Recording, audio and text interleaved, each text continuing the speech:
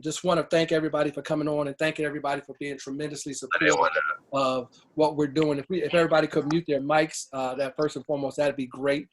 So we won't hear any background.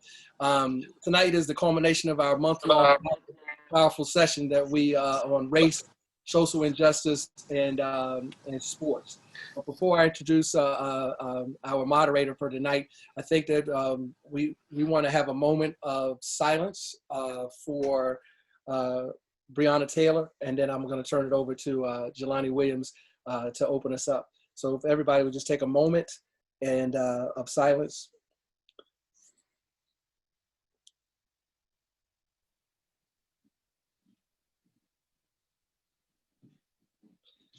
Thank you very much. I'm going to turn it over real quick to Jelani Williams, who's one of our athletes on the panel tonight, because he has something right there. We'd like to share with our group. Right now?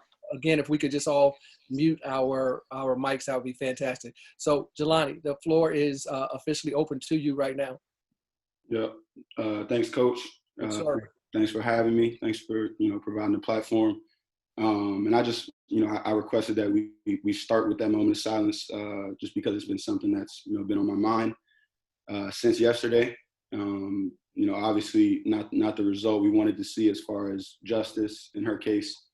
And kind of leading up to it, I had felt like there was going to be no justice really. There was I just assumed that the officers would kind of get off, and there would be no charges, because we've seen that happen so many times. I know me, a couple of times I've seen that, just growing up.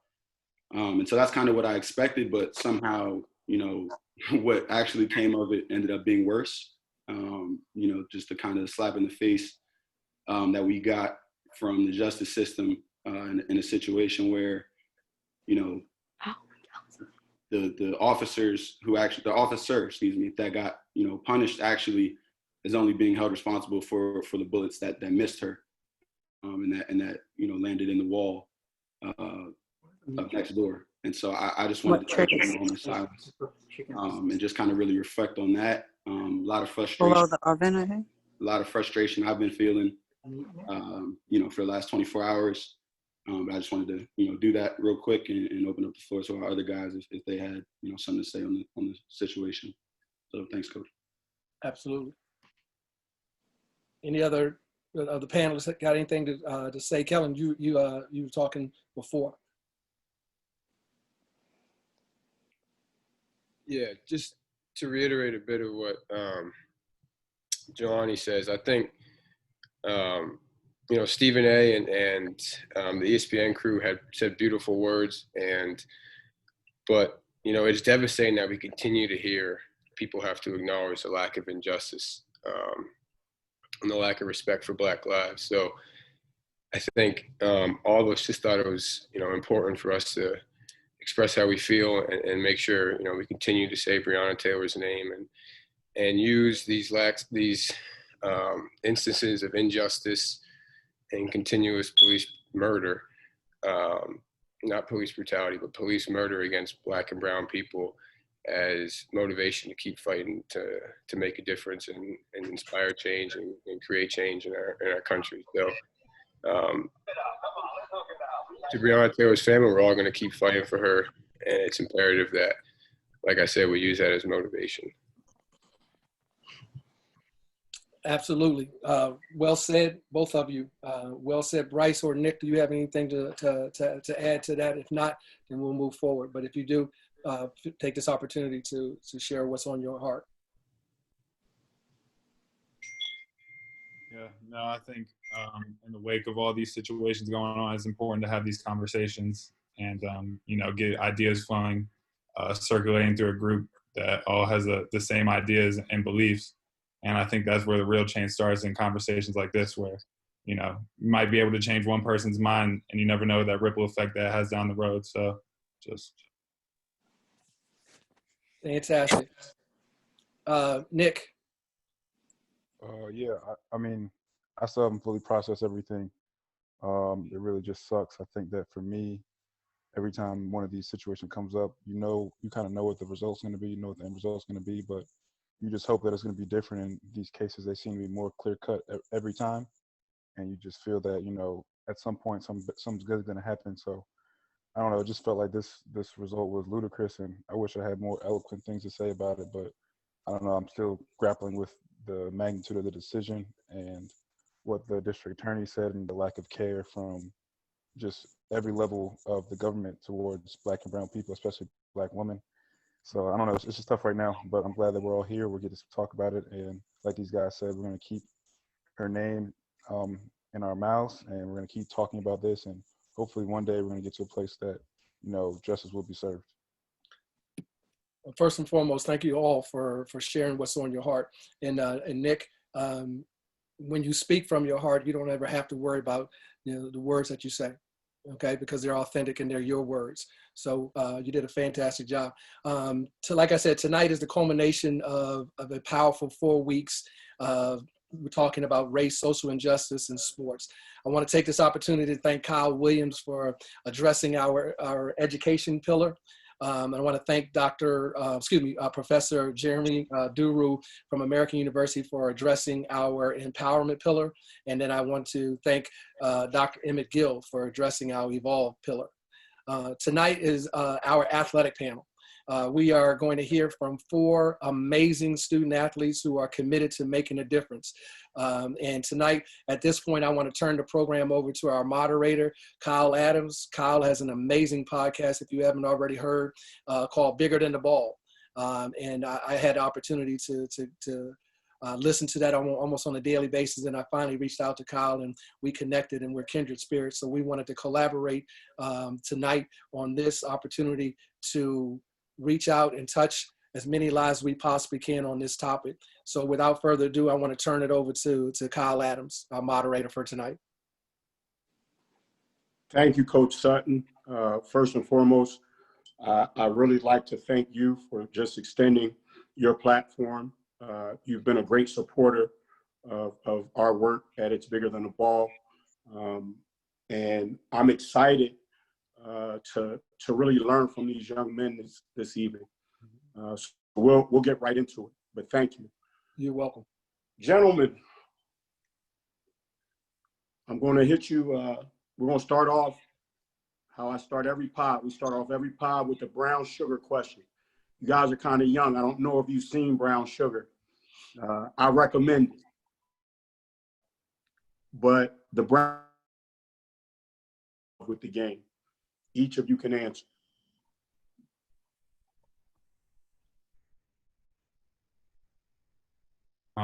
For me, kind of just growing up around it, my dad played basketball. So that kind of naturally got passed down to my brother and I. My brother plays in the A10 with Kellen, as Nick's teammate. And I just fell in love with it, just competing with him. I kind of realized at an early age, I kind of have a, wild competitive nature sometimes. And, that doesn't always work in other places off the court, but on the court that was allowed to, roam free really. So just the competitive nature of it when I was real little, playing with my brother, everyone's had those backyard brawls and all that stuff like that. But kind of at a young age, just I fell in love with the competitiveness of it at a young age.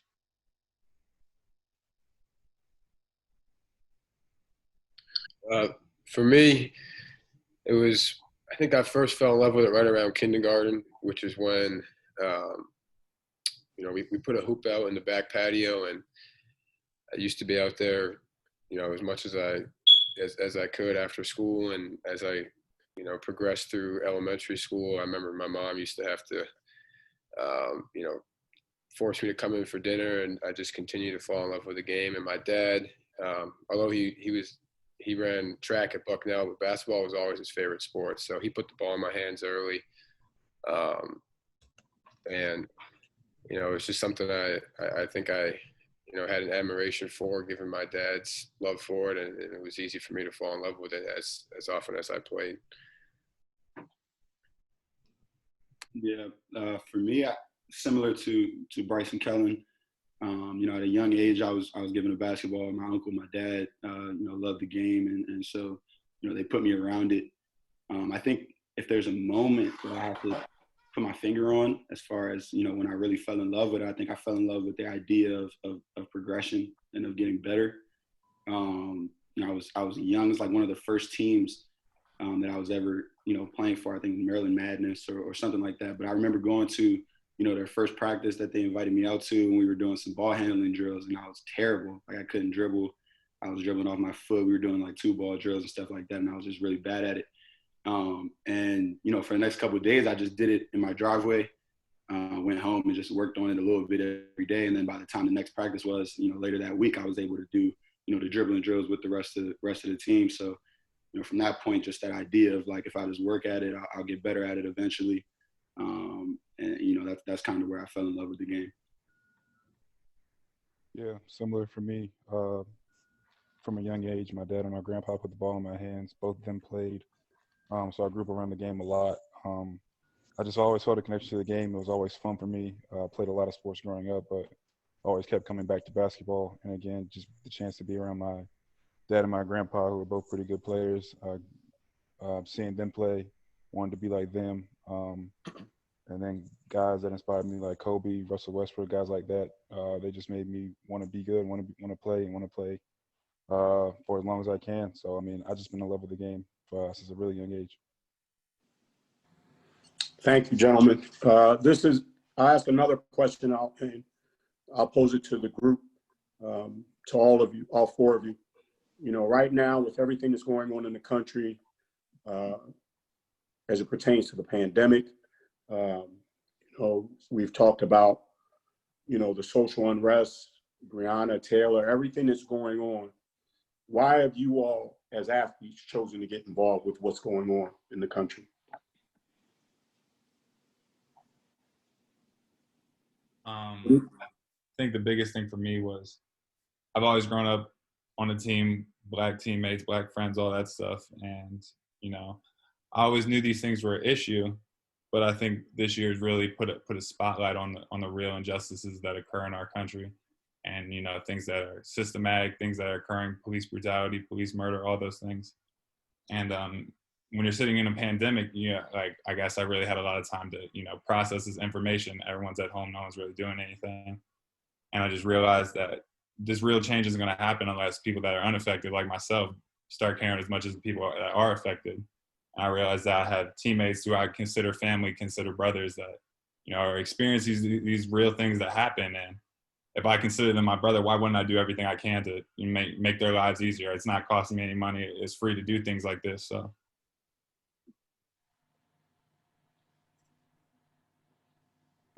Yeah, I can go next. I think part of the reason why I decided to get involved was just kind of looking at, you know, when all of this happened this year, you know, with George Floyd and then Breonna Taylor and, you know, all the other names that have been popping up specifically this year.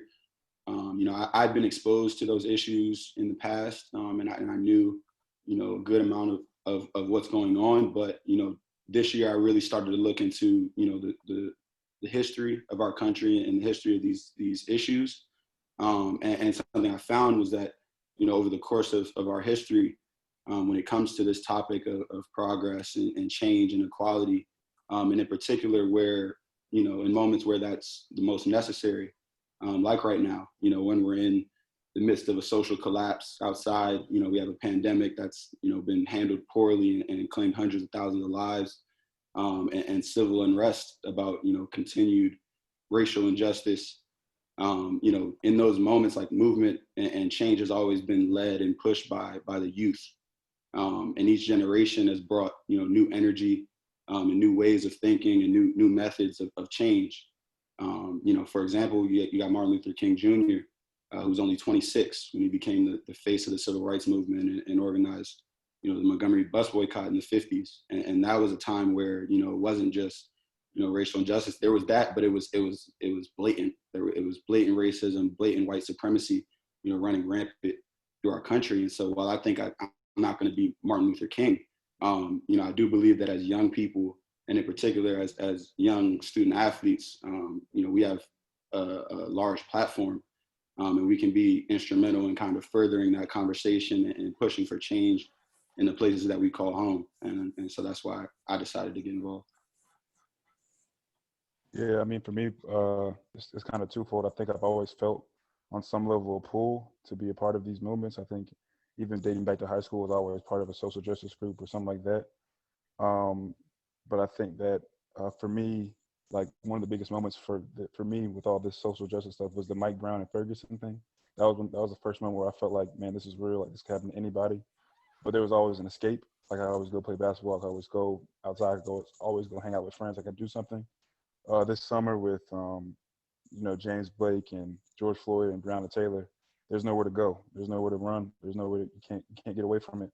Everything was closed down this summer. We were all in quarantine. You couldn't really go places that you would usually go to escape to get away from all this. So it gave me a lot of time to reflect and just think about it.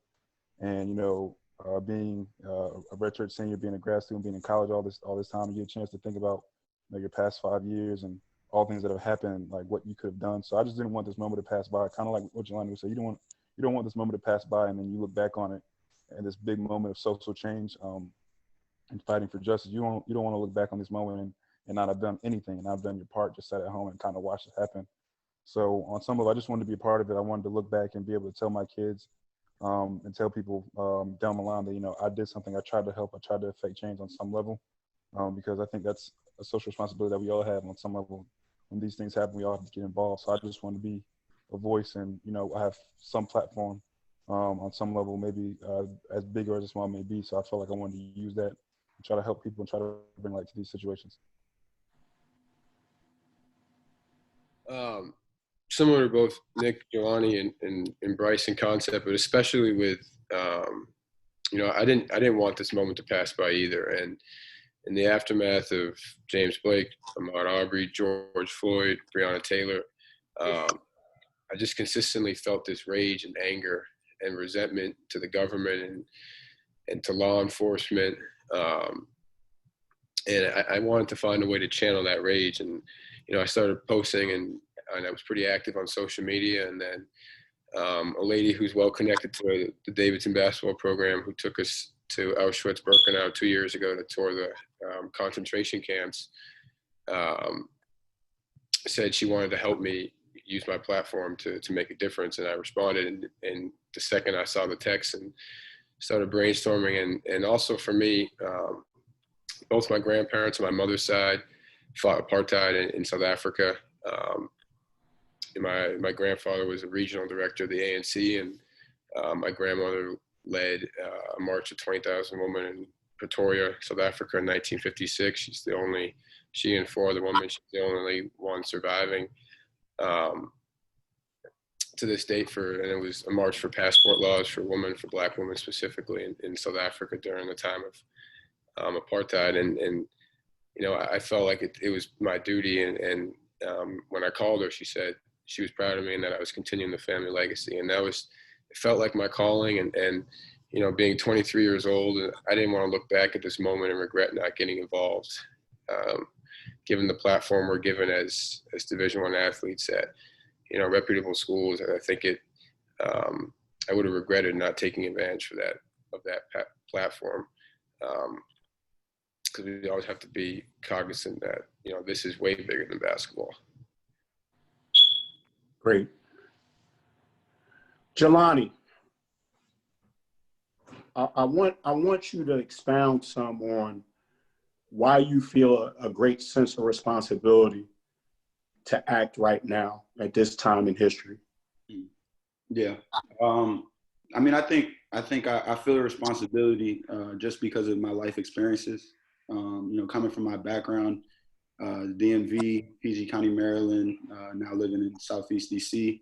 I grew up in a place where I saw a lot of the systemic issues that we talk about. As far as systemic racism goes in our country, I saw kids that, were living under the poverty line. I saw police brutality, guns and drugs in the streets, things like that. And I know a lot of people, from my community that are still there and that are still navigating that space. And many of them are going to be stuck there. They'll go on and find ways to make their life work. But they weren't ever blessed enough to kind of experience and take advantage of some of the opportunities that I've been afforded. Going to Sidwell Friends in DC for high school, and now being at an Ivy League school in Penn, I'm without question, blessed and grateful for the life I've lived and the connections I've made. But at the same time, I resent, kind of the harsh reality that many of the people I grew up with and grew up around just don't have, those opportunities. And so that's kind of where I feel like I have a responsibility to speak on these issues and try to push where I'm at now to make changes that, can eventually affect those people that will never be able to sit in this spot that I'm at right now. That's pretty much why I feel responsible. Thank you for sharing that, Jelani. Bryce, as a white male student athlete on the Butler men's basketball team, what have you struggled with the most during this time? I think, like I kind of talked about earlier, I just struggle with seeing people I view as family go through such a tough time and, almost feeling helpless that I can't do anything. My freshman year, I was with a black teammate. We were in a car borrowed from a friend of ours, and we got pulled over. And he was driving the car, and this was kind of my first real experience of these things that happen. We got searched, car got searched, and eventually the officer just let us on our way. And I could see, I'm thinking to myself that, I don't really know. I've been pulled over a number of times. I thought this was a little extreme. But then I see the real fear and pain in my friend's face. And like, that just hurt me on such a deep level. Like I said, someone I view as a brother, a family that I would do anything for. And I just like seeing this unneeded anger out of their body. Like, this shouldn't be happening to anyone. And the second fold of that too is I felt angry that I couldn't do anything for a long time, that, things are the way they are and that's just how it's going to be. But, a lot of this time I've had to sit back and think, I've realized that, is not enough to just sit back and relax. I have a privilege being a white male basketball player, being a, influential person on campus. I have a voice and a responsibility to use my privilege to speak out against these things. I can't just let these moments pass by where I can't act like there's nothing I can do. There's always something I can do. There's always something I can say to change the situation. It might not be in the short term, but, in the long run, you never know what can happen. Thank you, Bryce. Nick, you wrote a powerful essay on being a Black student athlete at the University of Richmond. Share with us what that's been like for you.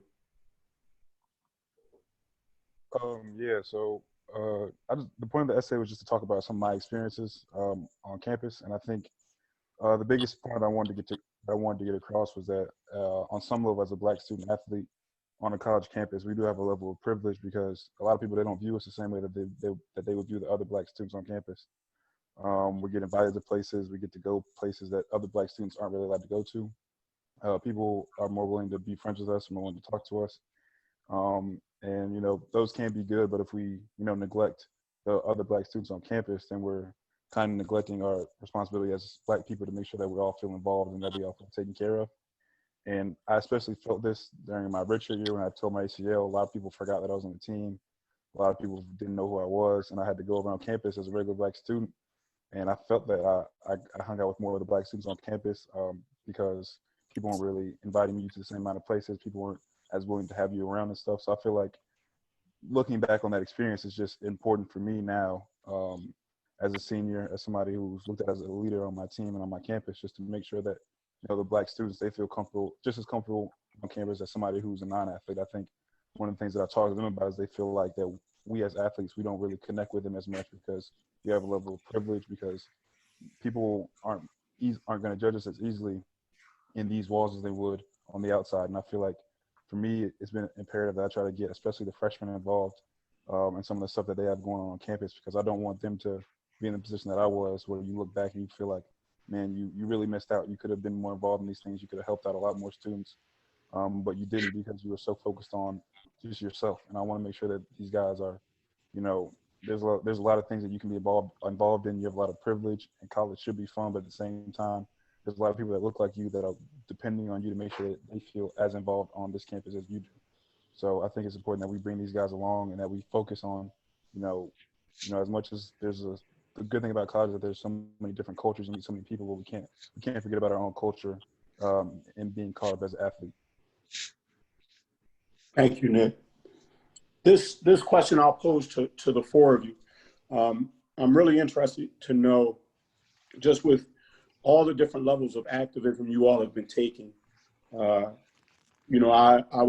watched the video Coach Jordan did with you all at Butler. What's been the feedback? What's been the action of your coaches, your coaching staffs at your institutions? How supportive have they been? How active have they been? At Davidson, my coaches have been, the reception has been nothing but positive, and the support was not just, initially when I started becoming pretty active on social media and launched my organization. It's still, today, before pickup and before I work out, 3 of my coaches asked me questions about, what I'm looking to do with and looking to help, and they've helped facilitate contacting local schools and are consistently checking in and trying to not just support me, with their words, but actually support me with their actions. That's something that, we have 1 Black coach on staff, and the rest of our staff is white, and we have a predominantly white team actually at Davidson. So to see the support of my coaches as well as the administration here, along with my teammates, has been a gratifying feeling, and encourages me to continue to keep pursuing effort to make our world a more just place.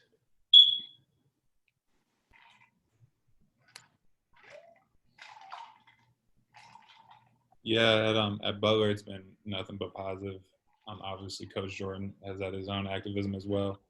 But the athletic department actually launched an initiative called Be United that kind of goes to, identifying these problems in our community, within our institution, and it's been nothing but positive. We all are brainstorming, members of Be United, of what we can do, whether it's, going to an underprivileged school and reading to the kids, or promoting a Black-owned business at halftime of a game on the Jumbotron. I think those small things, that's kind of like where the initial change starts, where you start recognizing these small problems, these small issues, highlighting these small events, and that's what is going to cause bigger change down the road. So it's been nothing but positive from administration, from our coaching staff, and I'm at a great place to be at for when stuff like this is going on.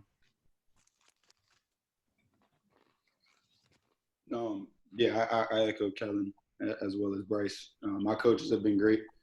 I think that the biggest thing that I was grateful for has been just the opportunity to talk to my teammates in a raw setting. When George Floyd was murdered, and the internet was going crazy, and you saw the protests starting to kick off, our coaches provided a space for us all to talk about, just how we were feeling and kind of air, everything we were feeling, get everything off our chest. And then, moving forward from that, we've put together, our own plan of action as a basketball program on ways to impact the West Philly community, and try to do our part around here, as much as we can do. So I'm very grateful for that. I'm happy that that's been able to happen, and that we've been able to put that plan in motion. My coaches, they've been great. They check up on me. But they also give me the space that I need when things like this are happening. I think that's another big part of it. I went to a lot of the protests. I went to, just different events around the cause. And so they allowed me to miss a few meetings, to go out and protest and have my voice heard and be with the community. So I'm grateful for that. But aside from that, I had a conversation with one of our assistants today about the Breonna Taylor ruling. It's just little things like that that make you feel like you're being understood. Similar to Kellen, we only have 1 Black coach on staff, and so in moments like that where you look at the optics of your coaching staff, you want to feel like, all right, I know the black guy understands where I'm coming from and has my back on this, but, you want to be able to feel that from the other three coaches. And I think, Coach Graham in particular has been, very vocal about this. He's written about the issue, and, we have conversations as well as Coach Mahal, Coach Donnie. So, I've been grateful for what they've done for me. Is it okay if I jump in with a question? Go ahead. Go ahead. All right. Sorry, let me get on camera for a second. This has been great. Thank you. This is my first call, and hopefully first of many. This is my dorm duty night, so it's hard to really engage. So here's my question. I'm wondering if you've had much interaction with campus safety on your respective campuses. I'm wondering what their responses have been to your activism. I'm wondering if there's any institutional change that your campus safety officers have committed to. And I hate to even ask y'all this question because it's not your responsibility to make sure folks are trained correctly and cognizant of the issues.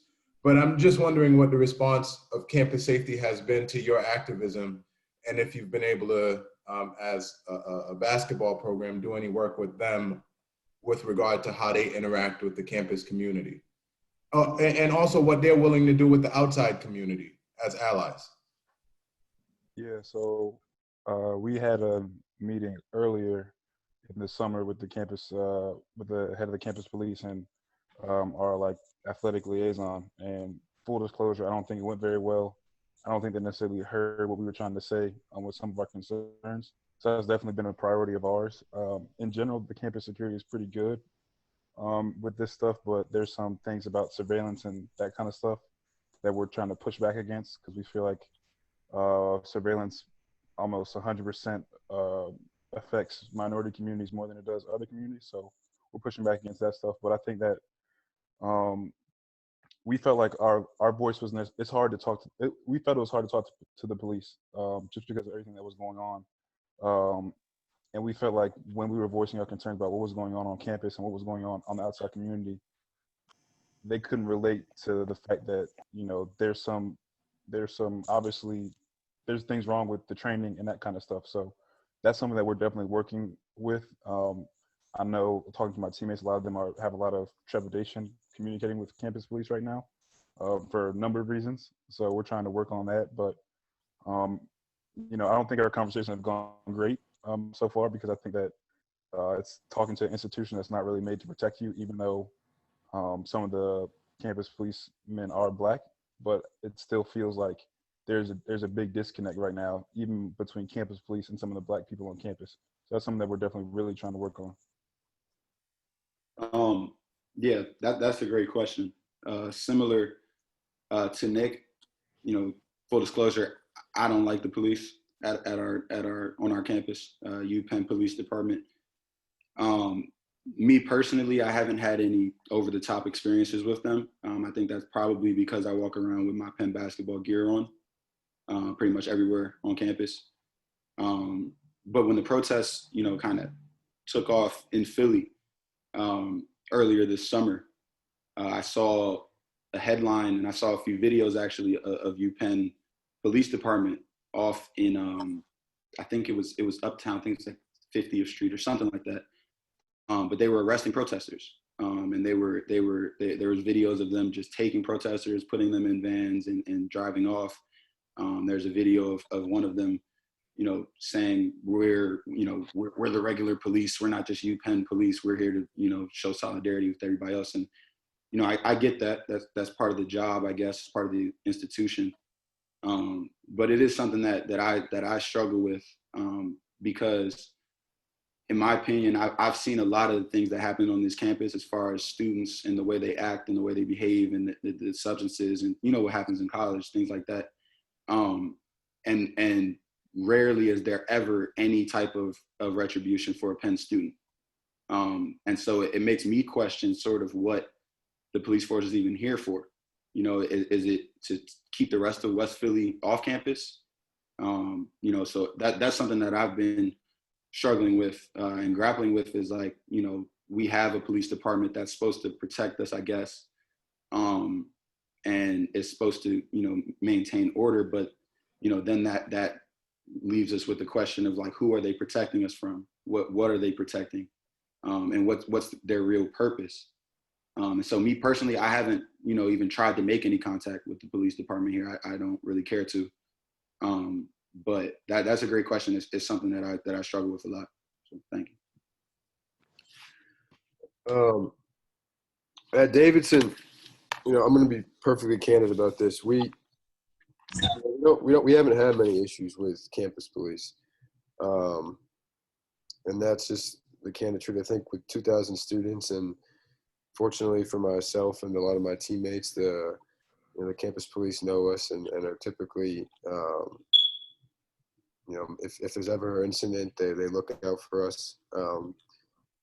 But I think a lot of us can agree as minorities that's not the case, you know, nationwide. And the town police, I have a bit of resentment for. I think they're sticklers, and you know, Davidson's a small town, 30 minutes north of Charlotte. So other than chasing down old library books, they don't really have a lot to do. So I think they, you know, try to find ways to pull. I mean, I can pull over for going 28 into 25, and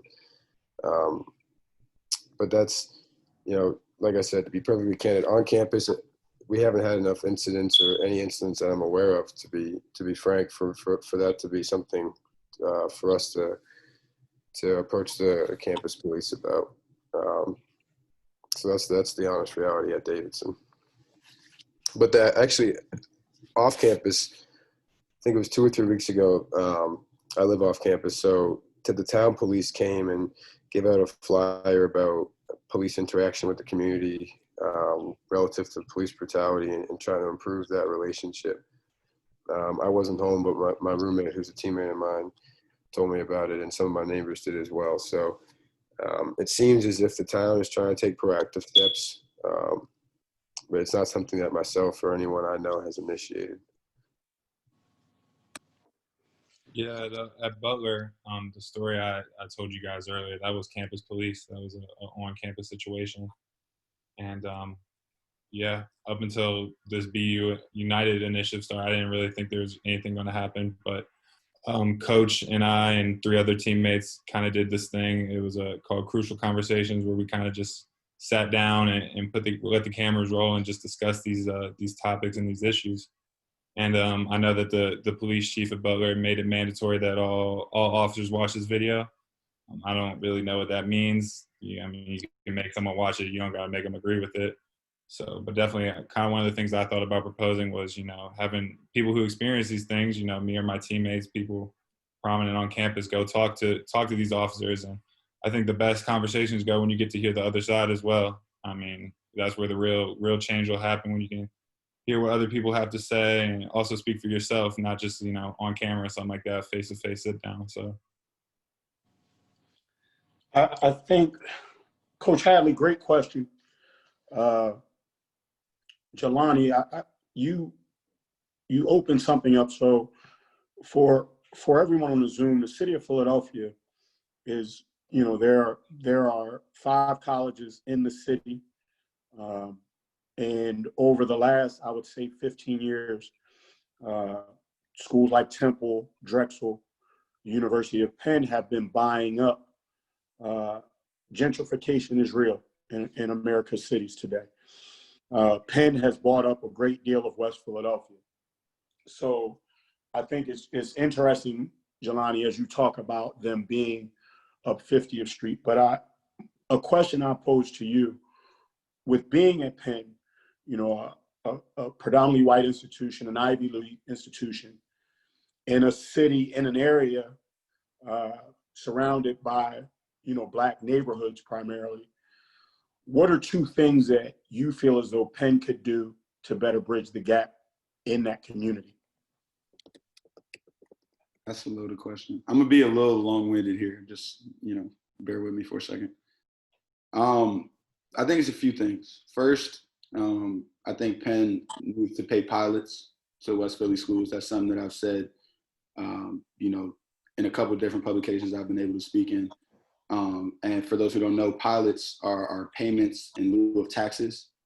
So what that means is Penn as a university is a nonprofit and is tax exempt. So they don't pay taxes to the city, which then gets reallocated to the Philly public schools. And so there's been a push within the student body to push pay, and as well with the professors and the faculty have also spoken on this, but they've pushed or trying to push Penn to pay pilots to West Philly schools. Penn previously paid pilots for I think a few years, like back in 90, like that, and then stopped because they felt that they can do things outside of giving money that would help the city, whatever that means. But I say that that's probably the biggest thing, because as an Ivy League institution, like you said, and a national leader in the educational sphere, I think that's the biggest area that we can make positive change in. A lot of our public education system in both Black and white neighborhoods suffers from one of two problems. One being the fact that many schools in Black neighborhoods are severely underfunded. And as a result, the quality of education is lower, the teaching standards are lower, and the students don't leave their schools prepared for higher education. And I think that shows itself in the amount of students from West Philly schools that you see at Penn. And then the other problem is in neighborhoods where the schools are funded. I think there's an issue of miseducation, particularly in the history department. That with there being history being the only subject that has no national standard, I think that's intentional, because it leaves up, kids leave their schools with an understanding of U.S. history that's based on where you went to school. So in Texas, you're learning about Abraham Lincoln being the Black savior, and being, some guy that just ended racism, and then we had Barack Obama, and now racism's over. Whereas, in DC or in Philly, you're learning something completely different. But even still, some of the same, honestly. And so I think there needs to be something that we can do to look into kind of pushing for a history standard, developing some type of history curriculum, and making a change there. The other thing that I think we can do to kind of bridge the gap is just to open our doors. In my experience at Penn, I have not met a single person that was a product of Philadelphia public school and gained admission into Penn. And so I think that's, it just says everything. Honestly, there are kids that come from the suburbs outside of Philly that claim Philly. Those are the only kids from Philly that I know at Penn, really. But I've yet to meet one kid that came from a Philly public school. And so I think that's something that we have to change. I think part of that is because we know that Philly public schools underperform because they're underfunded, and we have some hand in that. And so I think that there has to be some kind of movement for us, to kind of reach that community, subsidize the schools, slowly, make the schooling system better, and then start admitting some kids and making it work financially for them. Penn is an extremely financially tasking institution. And so we have to figure out a way not only to just let these kids in and, say, all right, swim, we have to make it work for them. We have to make it so that, they don't have to worry about their finances, so that they can take advantage of everything we have to offer as a university. You know what I mean? We can put them in places where they have a work study, where they can make money for themselves. And I don't know if Coach Graham is on here, but I'm gonna steal this idea from him because it's something he gave me. But I think it would be, powerful to see Penn kind of make a commitment to, admitting and making it work financially for every valedictorian student in a Philly public school, and then supporting them once they get there. Because I don't think that the issue is that they're not capable. I think the issue is that they don't see us as an option. I've had, talks with kids in West Philly in my, efforts to engage with the community. And, there's high school kids that are looking at the college application process, and they don't even look at Penn as an option. We're right down the street. And so I think that says a lot about kind of the way we are with the community. And I think that's where a lot of the divide and the resentment comes from the surrounding community to Penn.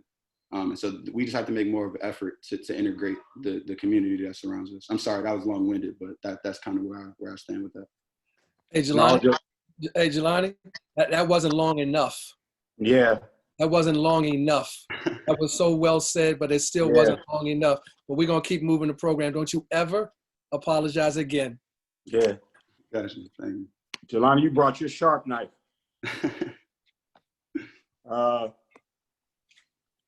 Kellen, talk to us about your program, your platform, the pillars of your CARE initiative. Yeah, so like I said, in the aftermath of George Floyd, Stacey Gallen, who's been instrumental in all the progress of my program, she and I launched together CARE, which is an acronym for College Athletes for Respect and Equality.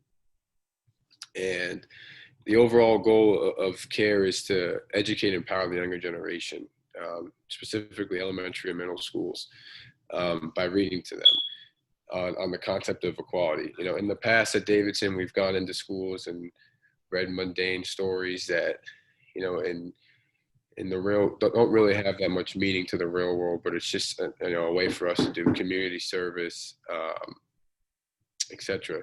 So, you know, like I said, I had all these feelings of rage and resentment, and had to find a way to channel that and be actionable. And Stacey and I brainstormed a few times, and I thought, well, what's more important than the younger generation? What do I want? What kind of world do I want my kids to live in? And I think right now our generation is arguably the most powerful. And there are a lot of college athletes who feel the same sort of rage and anger and frustration, that need ways to be actionable and want ways to take part and make a difference. And, you know, reading to college kids. So we have an educational consultant, a social worker on our board, and our educational consultant who's a college professor came up with an age-appropriate reading list, books from Black-owned businesses, and we're actually starting in a couple of weeks. We want to let schools settle in, and given the circumstances with the pandemic and everything. But the goal is to educate young students and use our platforms. I remember, you know, how much I looked up to local college athletes when I was 8 years old, 12 years old. And sometimes messages don't get, you know, instilled from parents. And sometimes when they do, kids don't really understand the same way. They might try to look up to their favorite college athlete or their favorite player in college. And I think it's important for us to use that and consider that a duty to make a difference. And, you know, our pillars and our mission is to promote equality and raise awareness on the concept of systematic racism, and to stand in solidarity and unity on social media and to be advocates consistently. You know, we have a hashtag Care to Change. We're active on all social media outlets.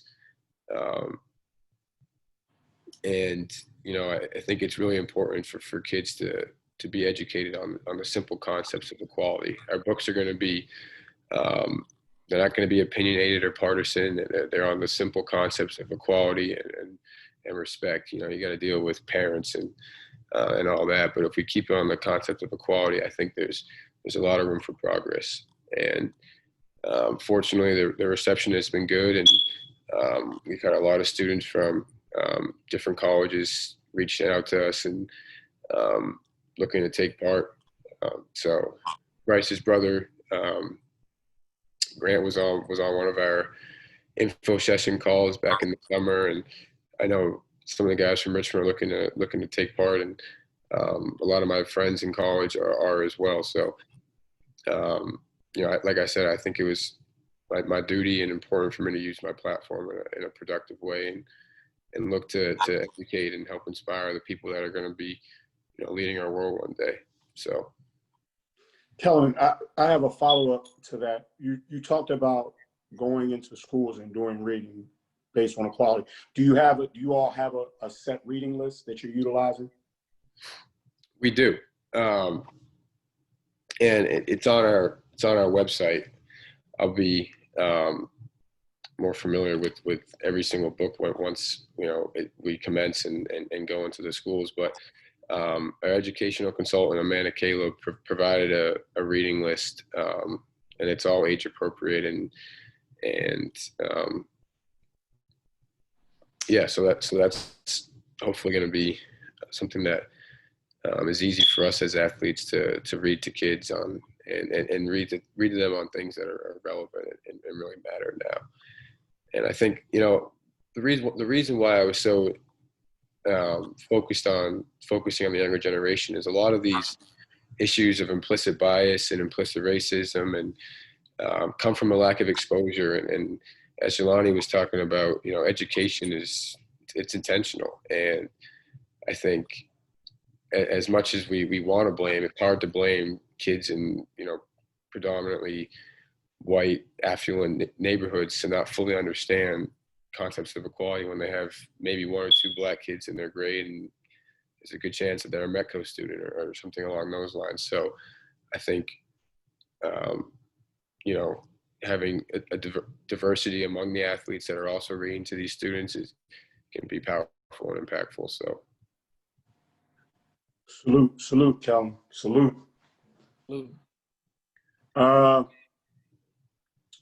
the back of that, with an understanding that of a lot of the implicit bias that we see and the systemic racism that we're seeing, as you all look at where you are today, but also look back at athletes who chose to use their platform to speak out, and who've made tremendous sacrifices. They've risked a great deal, and they've jeopardized levels of fame. This question I'll pose to Bryce and Jelani: are you afraid what this could do and how this can impact your future? No, I'm not concerned about that at all. Honestly, if people are disagreeing with me, those aren't people I want to be fans of me anyway. And I know if my mom was on here right now, she'd be pissed. The only thing I ever wanted to be was a basketball player. So there's too much, especially the second half of that is I'm given this platform and it doesn't do any good to just let it pass by and not use it. So speaking on things I think are unjust, things that I don't believe in, things I don't think are right. I think the time's too prevalent and there's too much going on to just let my platform go by. So. Yeah. Just to echo some of what Bryce is saying, it's definitely something that I've thought about.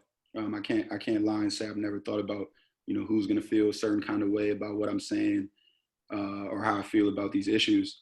But at the end of the day, there have been people over the course of our history that have lost their lives behind this cause, that have lost not just their livelihoods, not just some fame. People have been beat down, over wanting justice, over wanting equality. And so if all that I stand to lose is fame or something in my future, then I'm losing sight of what this movement is about. Like I said earlier, I've been blessed to live a charmed life, to be privileged for someone who looks like me and it comes from where I come from. And so when I speak on this issue is not about me in particular. Of course I can walk down the street and be a victim of police brutality. Of course, I'm a Black man in America. But for me, the issue of systemic racism is not about me.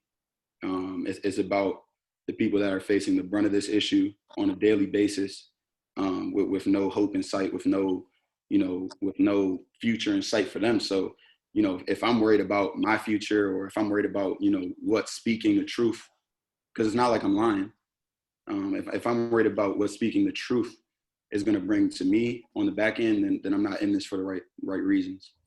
So, just thinking about that and thinking about, the other people who don't have it as well as me and don't have this opportunity to speak for themselves, that kind of gives me a level head and the confidence to speak on it and keep, moving forward and trying to change things where I can.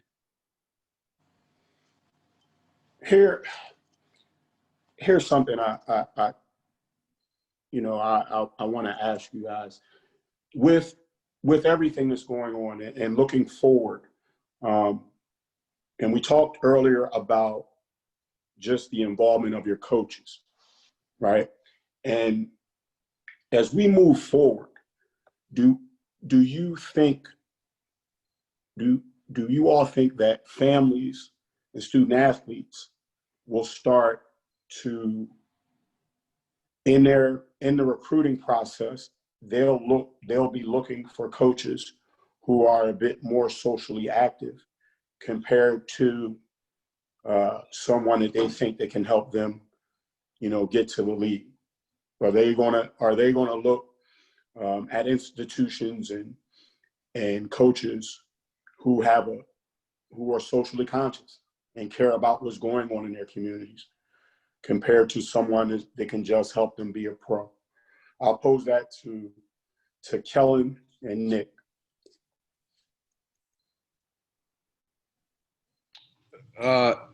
I think it should be, or I hope it's a combination of both. And I'm hoping that, one day, or hopefully in the near future, we won't ever have to worry about whether a coach is socially conscious or not, especially in our sport and in Division I, given the majority minority population that we have. A lot of teams are made up of primarily Black and brown players, and I think that there has to be a medium to it. I think that may not necessarily be the end all and be all, but I think it definitely has to matter. Let me stop you, Kellen. And this is why I asked this. A coach recruits a young person to come to their school, right? And tells their parents they're going to take care of them. I got them. But they don't have a level of understanding. And I don't even want to talk about voting along the same lines, but they don't have a level of concern or understanding about what goes on in that student athlete's community. So other than what that student athlete provides through that transaction, they have no level of value for who they are. That's kind of where my question is posed from. Got you. And I think the best way to do your, investigative work on that is on your visits, ask the players and be sincere. Because, all college coaches do have their tactics to get you to come to their school. And you may think that you're expecting a level of social consciousness or social advocacy, especially with regards to race or understanding, the struggles of Black people or the fear that we may live in, and et cetera. But I think to really know, you have to be sincere and persistent when you're on your visits and when you can interact with the players. And if the players don't, at the end of the day, we should be honest. I think that's one thing we try to do at Davidson. So I guess it's a question that it's hard to give a concrete answer, but try my best. So I hope that's all right. Nick, take it away. To piggyback off that, I think that guys are going to start looking for that, because I think that now as an athlete, it's so much a requirement that you have some level of social conscious and responsibility. You can look at any of these press conferences after games, and these guys are being asked just as many questions about civil unrest as they are about what happened during the game. And I can't speak for you guys, but I know at our school we had a full protest during our biggest game of the year, and that was one of the bigger stories from that game. So I think that on some level, like, if you feel like your coaches aren't supporting you, to speak up on those things, because again, I feel like it is a requirement on some level that these athletes with these big platforms, they have to know at least a little bit about what's going on. And I think that this speaks to a bigger issue of the lack of, Black coaches, quite frankly, in these spaces, because on some level, you guys talked about earlier, our coaching staff has one Black coach. And so on some level, these coaches can't really understand where we're coming from. They can try to, they can talk to us about it. They can, stand in solidarity with us, but they can't really understand what it's like to feel how we feel about a verdict like this. Or when, you see somebody get gunned down by the police or get kneeled on for 8 minutes, you know what I mean? Like, they can't really understand that. So I think that hopefully one of the biggest shifts that come from this is that, these black coaches, these black administrators get more of a chance because, I think these guys are going to start looking for people that are going to relate to them, not just give them a platform, but that they can talk to. So I think that's super important. And one of the things, my biggest things is that these coaches need more of a chance to fail. Because I know there's a lot of white coaches that get chance and chance and chances, and these black coaches aren't getting the same opportunity. So I think if you want these players to come to these schools and to be socially responsible, you have to put people in place that are going to be relatable to them. So I think that, I think these coaches are going to have to, answer for that. They're going to have to answer for the lack of black staffing, the lack of, whatever it is that's going on. So I don't know. I feel like that is going to be a requirement. I think that, players are going to look for people that can relate to them. And you can see it now. A lot of these recruits are looking at HBCUs more than ever. I know that, like I said, 5 years ago, guys weren't even looking at HBCUs like that. I know HBCUs wouldn't even recruit us like that. I think that, it's just the shift is that guys want to be around people that are more relatable. I think the environment is so tense and so hot that it's going to be hard for people to just go. I've been thinking about this a lot. It's like, man, like my coaching staff, it was different when I got here, but like, the administration at Richmond, they haven't even put out anything about, or the athletic department of Richmond hasn't even put out anything about Black Lives Matter, anything like that. So it makes you think, like, how can you bring in a black recruit, a black family into a school like that? You know what I mean? And I love Richmond. I had a good time, but that makes you think, how can I tell a black recruit who's coming in, hey, what is Richmond doing for the community when, our athletic department hasn't even put out a statement? So I think that guys are going to have to start looking at that. And I know it makes you feel weird about the transaction between black athletes and, white power, because they're going to do things that are going to make us feel comfortable, but do they actually feel it? So like Kellen said, you have to talk to the players, you have to talk to the students on campus, and you have to make sure that the guys are sincere in their acts. If I could jump in, is that cool? I think also when you talk about like how, kids are deciding what coaches they want to play for and the people they want to be around. And I don't know how many recruits think this way, but a lot of times, sports and these issues go hand in hand, especially in a team setting where, you may have some black guys on the team, you may have some white guys on the team. Like Kellen said, his team is majority white. And so a lot of times, just those mere differences and the differences in people's backgrounds can cause for conflict. Sometimes on the team, you got a white guy on the team that might say something out of line, maybe not knowing, maybe made a joke that wasn't cool. But I think a lot of the times and Nick kind of spoke to it with the white power and the white power structure in college coaching and in college athletics. If I do have an issue with one of, my teammates who doesn't look like me, and it comes to that where I need to bring this to the coach because we're not getting along, I know for me, I need to feel like that coach is going to have my back, is going to understand where I'm coming from.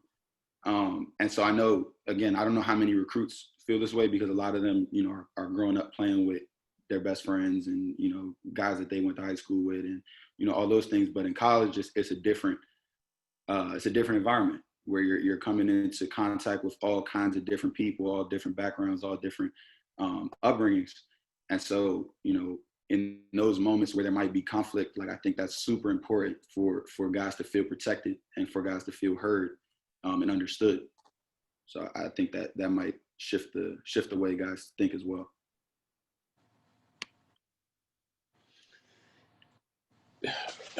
With, at the start of this call, Coach Sutton talked about the three pillars of this platform: educate, empower, and evolve.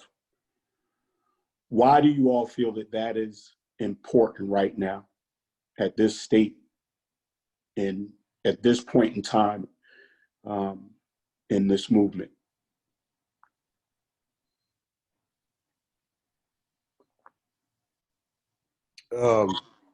So I guess I'll just talk about the three.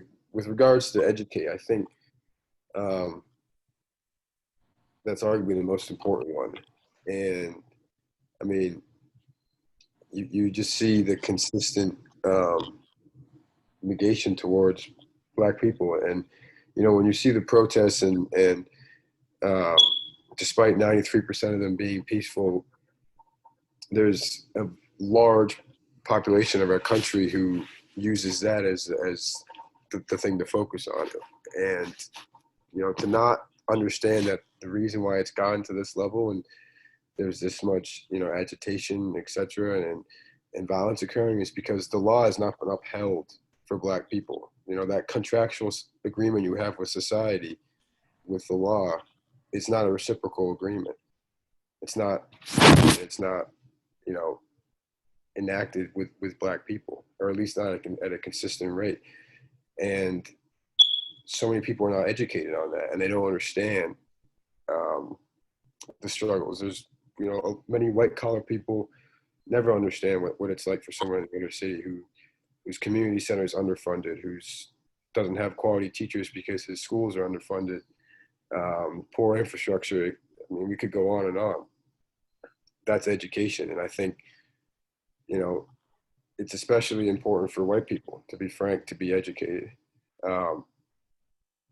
And it's, with Empower, I mean, just, us four, I think we all feel a sense of empowerment as we've used our platforms. And it's important for everyone fighting for racial justice and to feel that same thing. And, it starts with our youth and with us as, college students, and it should be a continuous cycle where we're trying to empower people to stand up and feel worthy for fighting for justice. And our athletic director changed his Twitter hashtag, said pick a side, right or wrong. It's just fighting for what's right. And evolve, where do we go from here? I think it's important that we use these steps to hopefully gain some momentum and use it to our advantage and continue to stay motivated and keep fighting. And the more attention we can garner and respect, it gives us a greater ability to evolve and hopefully move forward and fight all these systematic issues and hopefully change legislation, vote for the right elected officials at local levels, all the way up to the president. So. Yeah, I think the three of those things go hand in hand, especially in the society we're living in nowadays. I think it's the age of information, and if you're not educating yourself on these systematic issues and what's going on, then you're just ignorant to the problems that are occurring. It's undeniable things that are going on. There's facts proven behind it that there's real injustices occurring in the country, and there's, like I said, there's just too much information that supports these facts that if you're not educating yourself, then you're just pushing these problems off and acting like they're not happening. Empower, I think that, like I said, media today, you can align yourself with people that think the same with you, think the same as you, have the same beliefs and ideas. Like all of us sitting on the Zoom call, this doesn't happen 15, 20 years ago. We're all, it's a tough feeling when you're by yourself and you thinking you're the only one that's thinking this way. And now that you can align yourself with people that believe the same things as you, share the same ideas. And I think that's big down the road, that there's, one voice isn't going to cut it all the time. I think there's power in numbers where, people to get together and speaking on these issues, that's where change happens. That's where you can affect, things at a political level, things in government and all kinds of things like that, and evolve. I think, with media, technology, the society we live in, where it's constantly evolving as it is. And I think there's only one place to go from here, and that's up. So. Yeah, I think these three pillars are super important. For me, as somebody who's studying education currently, I think education is paramount. To piggyback on some of the things Jelani was talking about earlier, I know that one of the things that I'm working with the coaching staff with, especially our head coach, is getting the city of Richmond more involved at the University of Richmond. Growing up in Richmond, it's one of the most segregated education areas in the country. And there's a lot of people that I grew up with that don't even know that University of Richmond exists. So I think that the biggest thing for me is that like if people, are inspired to get a higher education, they're inspired to learn, they're going to be more empowered and they're going to be more willing to evolve as people. So I think that for me, education is extremely important. I think that, the more educated people are, I think that's one of the biggest things for me. I didn't want to come into these conversations with no education, with no knowledge. Anybody can talk As you can see now, the way that, technology is, the way that the world is, everybody has a platform, everybody can talk. But I never wanted to be somebody who just talks just because I can. I want to have something valuable to say. I want to know what I'm talking about. I think that's something that we should, promote. I think that education is important. I think proper education is important. Learning the right things, learning, the right history, learning, the right way to go about things, learning how things actually were. I think one of the biggest things for me in college is that doing my own research on the stuff that I had learned in high school, it completely changes how you view the world, how you have viewed the world, how you move about things. So I think that education is extremely important. And I think from the empowerment aspect, the more educated you are, the more empowered you'll be. I think, the coaches giving us, platforms like this to speak makes us feel empowered. I think, the way, like Bryce said, the way the world is now, the way that, technology is, everybody has some level of empowerment. But I think that, with guys trying to speak out more, trying to say the right things, I think that's going to give them more empowerment, then evolve. We hope that the evolution is forward, but you never know how things are going to go. You just want to continue to put yourself in the position to where you're promoting change. So I think that, with the protests, with people going out on the streets, with people talking, I think that hopefully it's going to be a slow evolution, but hopefully we get to a point where, things are better. What, the four of you are wildly impressive. You're intelligent, you're thoughtful, and you're committed. What are you all drawing your source of inspiration from?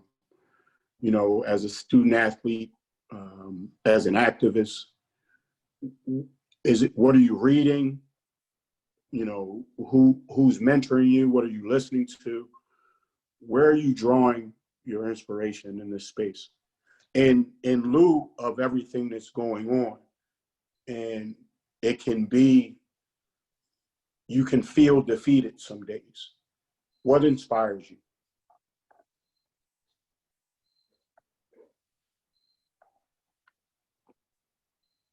I can go first.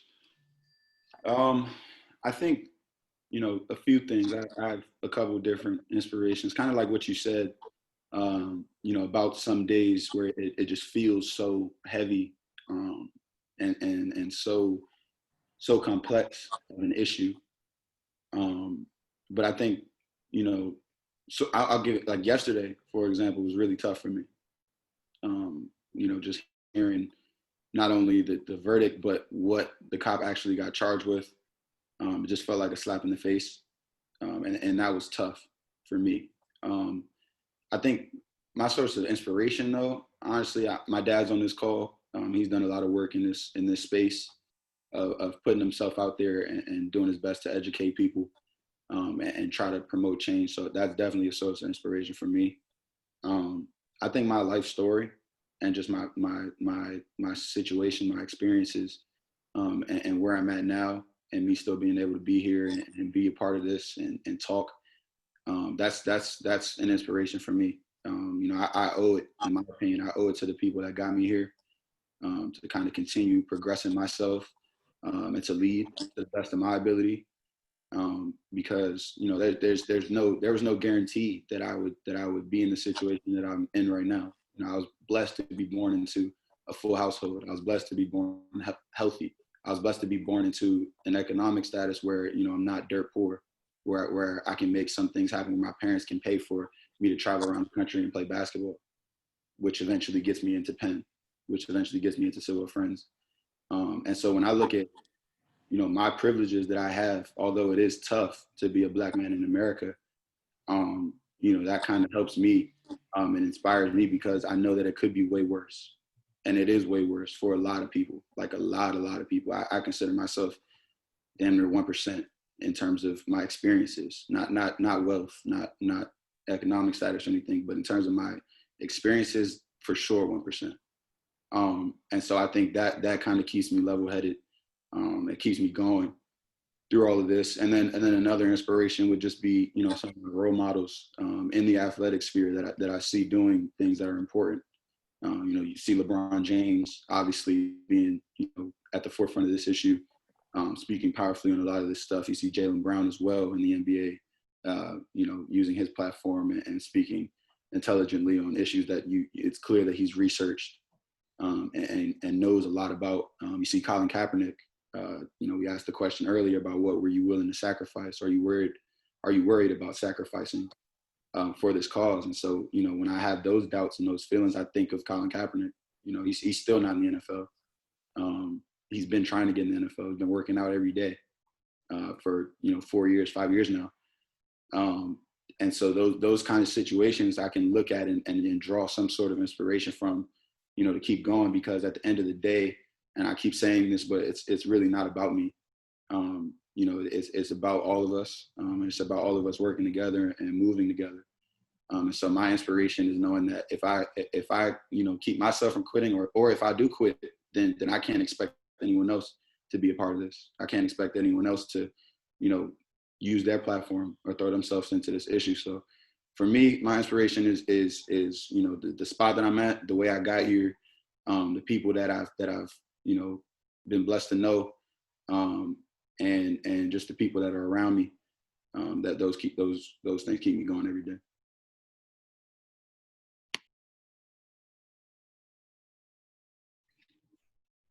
My answer is, in ways pretty similar to Jelani, especially, when I assess my privilege and my life experiences and what I grew up, relatively well off in a biracial family in a decent neighborhood in Boston, and before that in suburban Cape Cod in Massachusetts for 11 years before I moved to Boston. So my experience has been very different, yet I've still faced the struggles that every Black person may face or faces in their life. And there are a few specific things that have kept me going. And I watch the White House press secretary and the press briefings a few times a week, and to see the stuff that I continue to see spewed out of that administration, and hearing Donald Trump saying the ruling yesterday was a brilliant decision. That's just inspiration to keep fighting. And I think it's important to use the neglect and the hatred as means to continue to fight. About 5 or 6 weeks ago, I was verbally assaulted on Main Street in downtown Davidson at a demonstration by a group of out-of-state white supremacists. It was called the N-word, a Black Lives Matter thug, on a megaphone in front of hundreds of people, personally singled out just for standing there. And, that type of hatred and neglect is inspiration to keep fighting. And then on a family basis, my grandparents, my grandfather, Henry Benny Grain, died when I was just a few months old. So I never got to know him, but he lived in exile for 7 years. He would have been sent to prison for 20 years, just like Nelson Mandela, and lived under an alias.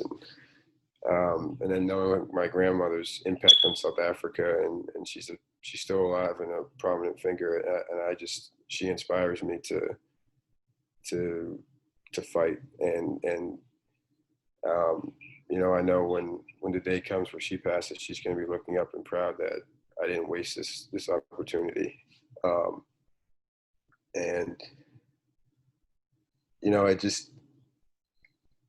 I think that the main thing is, it's just something you don't want to waste. And I think I'll look back and really regret it. And I think the family aspect for me is one that continues to drive me. And my grandmother lives in Johannesburg, so I don't get to see her very often at all. So a lot of it, I want to continue to make her proud.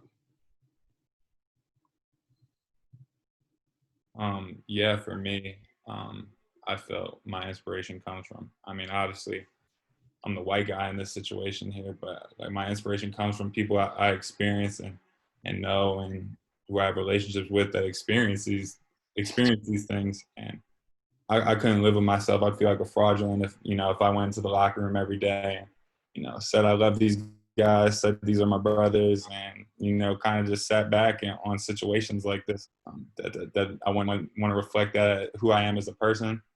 And, you know, I think the history is just too deep, that there's people who have fought this fight for hundreds of thousands of years now, honestly, and just these situations are too prevalent and to just pass by.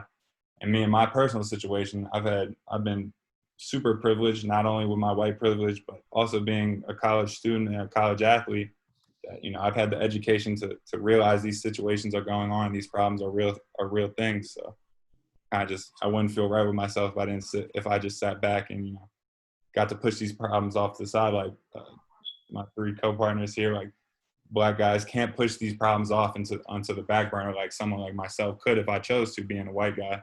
So I just feel like that these situations are too prevalent for me. And, you know, I care too much about teammates, friends, family to just sit back and act like this isn't going on. Nick, before you go, Bryce, I want to say you kept using the term as the white guy or as the white player or whatever. You're on the side of right because you have a moral compass. So regardless of your color of your skin, you have a moral compass. You feel hurt. You feel betrayed. You've seen things that you know are not right. This is not about necessarily the skin color. It's about right and what's wrong. You have a moral compass. Don't ever change that moral compass. Sure. Yeah, similar to these guys, my inspiration just comes from my family. A lot of my aunts and uncles are part of some of the first lines of desegregation in their towns in the South. So talking to them, hearing their stories, that's inspiring every day. Also just being around these guys, hearing these guys, athletes weren't necessarily empowered to speak up even 5 years ago. So inspiration comes from guys who are you know, stronger than me and bolder than me and have much more to lose than I do, speaking up and being impactful. So it just inspires me to talk. And also I had a chance to travel to South Africa a couple of years ago. I got to see Mandela sail and got to go on the island and all that stuff. And that was one of the most powerful trips of my life. I just see that and see, you know, what he was able to do and still how far that country has to go. It's just super inspiring to come back here and feel like you can make a change. So I just think for me, the inspiration comes from everywhere.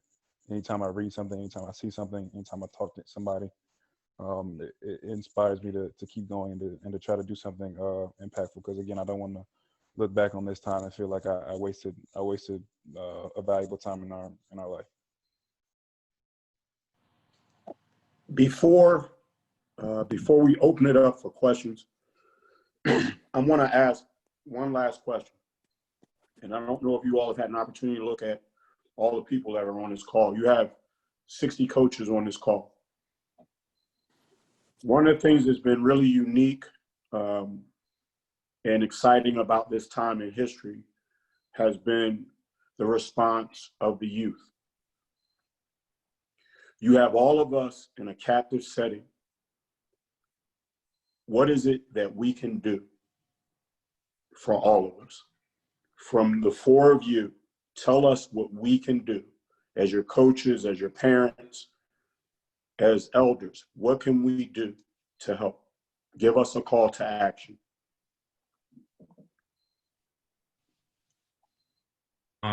For me personally, I think the biggest thing, you know, being a guy that doesn't experience these things all the time is, you know, be comfortable being uncomfortable having these conversations.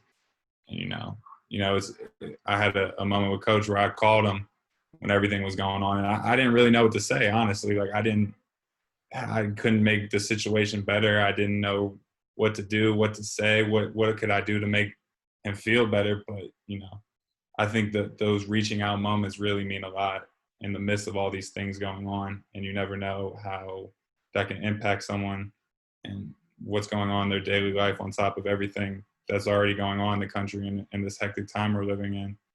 And two, I think what I've realized that I can do as a white person is sometimes is not I thought for a long time, I thought just sitting back and I knew I wasn't racist. And, you know, these ideas and these things were going to flow around me, racist thoughts, racist comments. And I just thought that's the way it was going to be. I mean, I wasn't adding to the problem, but I definitely wasn't helping it.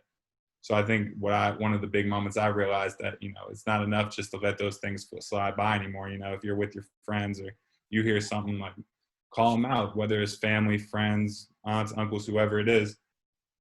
And it's uncomfortable. It sucks to have to do that. You know, people you care about, you love about, who think differently than you. But, you know, in the long run, and you know, these issues are taught down generation to generation. So if you try to nip those things in the bud the best you can, you never know what the future generations will look like.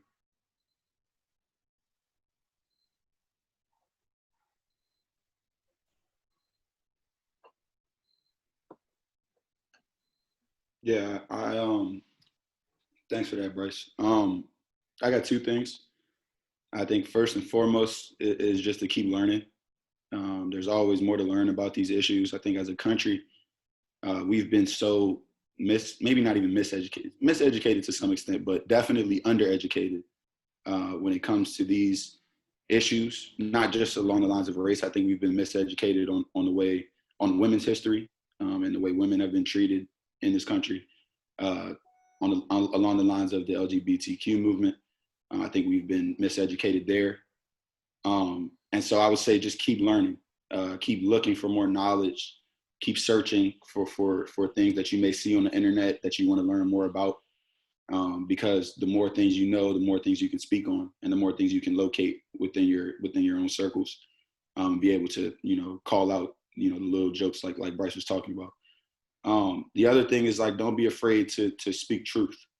You know, I struggle with that sometimes, and I sound, you know, here talking to y'all, I feel a little more comfortable than I would. I'm on a task force for racial justice at Penn, and I struggle sometimes with asserting myself there, because I think we are kind of dragging our feet a little bit there.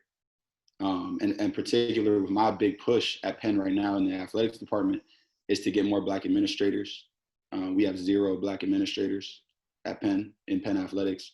And I don't think we have a single Black head coach. We have some assistant coaches. But, you know, things like that, for me, I struggle kind of asserting myself there and going against the power structure that we've been talking about. But my call to action would be to really evaluate your surroundings and don't be afraid to speak truth. If you see the reality that there aren't Black coaches, that there aren't Black administrators in the sports world, speak on that. Ask why. Why is that happening? Why are y'all okay with that happening? Because that's not acceptable. We talk about systemic racism. It's all around us. There are systems that are in place that keep Black people out of the deal, out of the social contract. So when you see things like that, don't be afraid to ask why that's happening and try to push people the right way on that issue. Because without that, and without some people speaking up for it, you know, more people won't feel empowered to speak on it. And without, you know, all of us speaking on it, then things won't change. You know, at the end of the day, there isn't one person that's going to solve racism. There isn't one group of people that's going to solve racism. It's too big of an issue. It's persisted for too long.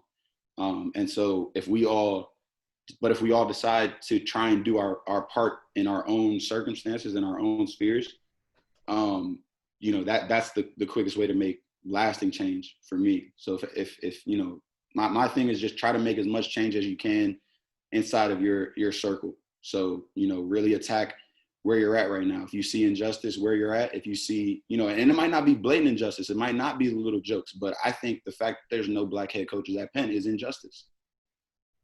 That's just how I feel. And so, you know, just don't be afraid to speak on those things. We talk about being empowered. And that's one of the pillars of Coach Sutton's call here and his masterclass is feeling empowered after you're educated and really using that and speaking on truth. So that would be my call to action.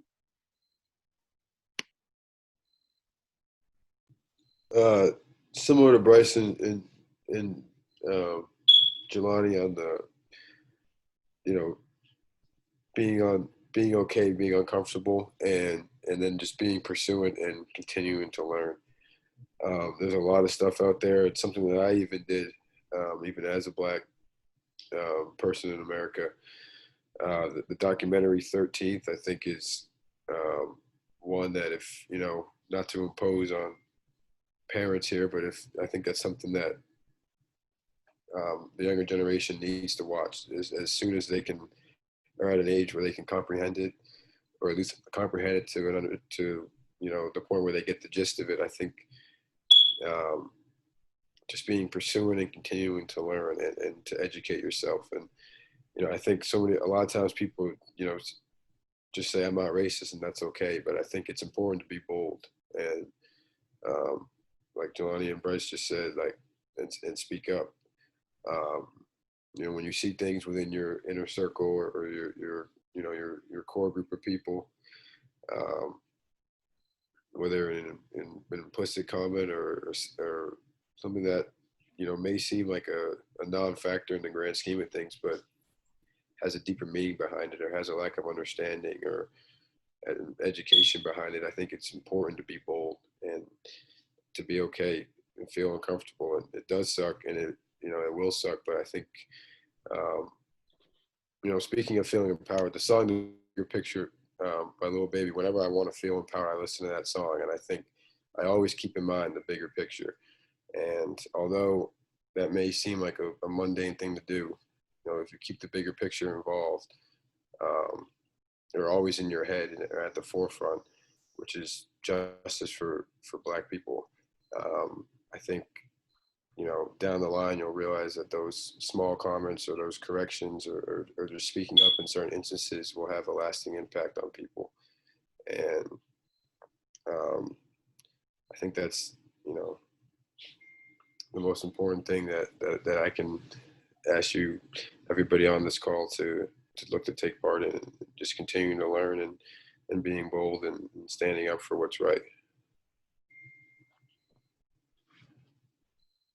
Yeah, similar to these guys, just continue to learn, continue to educate, and also just continue to push yourself and push the people around you to be better and to grow. I think that, the more that we can challenge each other to be better, the more that we can accomplish. So I feel like, if we're all, challenging each other to do better, to educate ourselves more, to get involved more.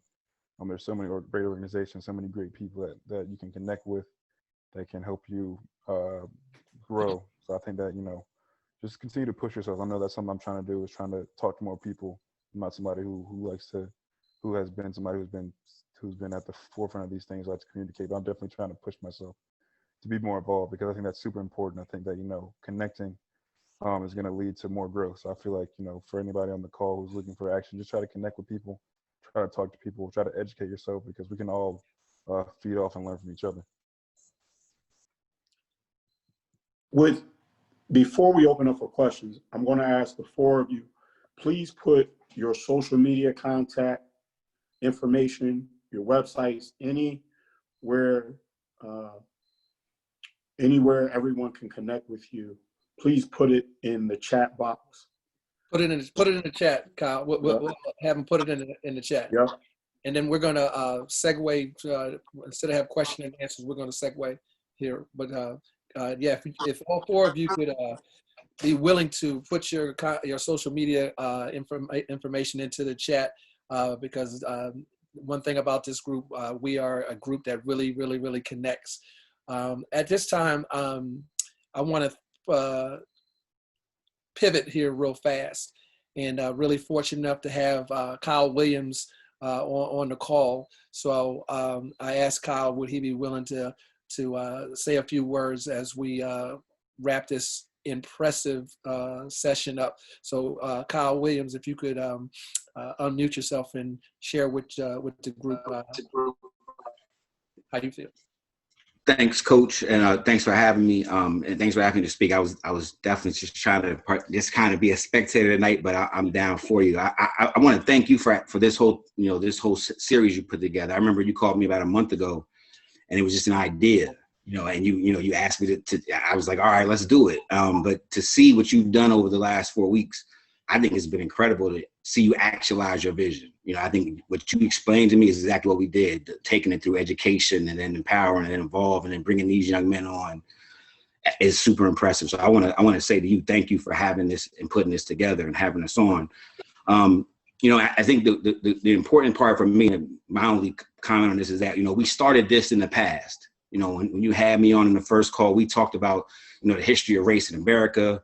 We talked about the injustices, and to see us go from the past and you work through people, empowering them, to now the future, you know, to end this series with the future. I think it's so powerful to see these young men, you know, and it's, you know, I obviously I'm super invested in one of them in particular, but to see, you know, what him and these other guys have been able to express, because I think one of the hardest parts for our young kids today, our young guys today, is not what they feel, is articulating what they feel, being able to put their emotion and their passion in a sense that they can deliver the words that are powerful and without sounding practiced, without sounding like it was somebody slid them a note, you know. And so to hear these young men be able to speak with passion, and to be able to obviously have the background and stamina behind them, I think is super powerful. And I just want to say to you guys, you know, Jelani talked in the beginning about the youth being, you know, always bringing change, and that's absolutely true. In any country, in any place, when you talk about social justice, it always comes from the young people.